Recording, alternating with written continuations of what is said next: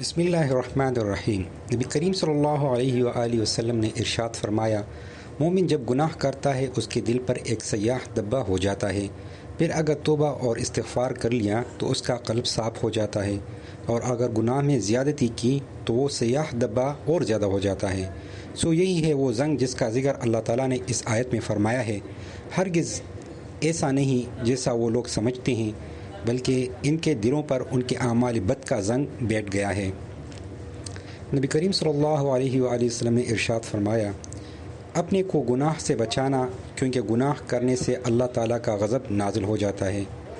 نبی کریم صلی اللہ علیہ وآلہ وسلم نے ارشاد فرمایا، دلوں میں ایک قسم کا زنگ لگ جاتا ہے، یعنی گناہوں سے، اور اس کی صفائی استغفار ہے۔ نبی کریم صلی اللہ علیہ وآلہ وسلم نے ارشاد فرمایا، بے شک آدمی محروم ہو جاتا ہے رزق سے گناہ کے سبب جس کو وہ اختیار کرتا ہے۔ نبی کریم صلی اللہ علیہ وآلہ وسلم نے ارشاد فرمایا، جب اللہ تعالیٰ بندوں سے گناہوں کا انتقام لینا چاہتا ہے، بچے بکثرت مرتے ہیں اور عورتیں بانجھ ہو جاتی ہیں۔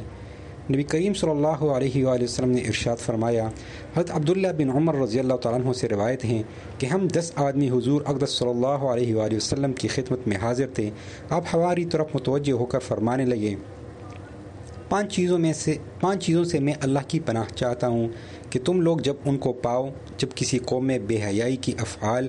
علی اعلان ہونے لگیں، وہ طاعون میں مبتلا ہوں گے اور ایسی بیماریوں میں گرفتار ہوں گے جو ان کے بڑوں کے وقت میں کبھی نہیں ہوئی، اور جب کوئی قوم ناپ تولنے میں کمی کرے گی، قحط اور تنگی اور ظلم حکام میں مبتلا ہوں گے، اور نہیں بند کیا کسی قوم نے زکوٰۃ کو مگر بند کیا جائے گا ان سے بارار رحمت، اگر بہائم میں بھی نہ ہوتے تو کبھی ان پر بارش نہ ہوتی، اور نہیں عہد شکنی کی کسی قوم نے مگر مسلط فرما دے گا اللہ تعالیٰ ان پر ان کے دشمن کو غیر قوم سے، پس بجبر لے لیں گے وہ ان کے اموال کو۔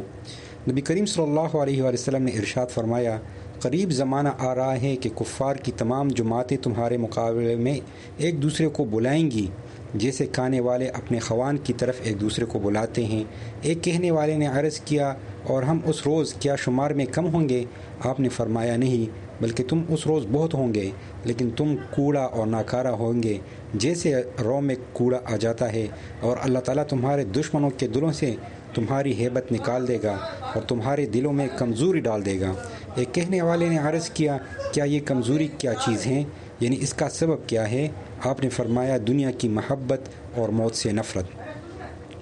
نبی کریم صلی اللہ علیہ وآلہ وسلم نے ارشاد فرمایا، رسول اللہ صلی اللہ علیہ وسلم نے لعنت فرمائی سود کھانے والے پر اور اس کے لکھنے والے پر اور اس کے گواہ پر، اور فرمایا یہ سب برابر ہیں، یعنی بعضی باتوں میں۔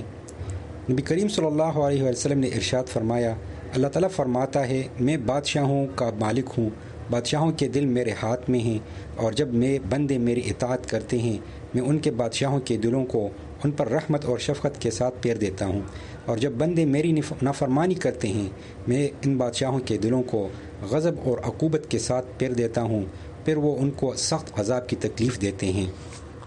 نبی کریم صلی اللہ علیہ وآلہ وسلم نے ارشاد فرمایا، کبائر یعنی بڑے گناہوں کے بعد سب سے بڑا گناہ یہ ہے کہ کوئی شخص مر جائے اور اس پر دین یعنی کسی کا حق مالی ہو اور اس کے ادا کرنے کے لیے کچھ نہ چھوڑا جائے۔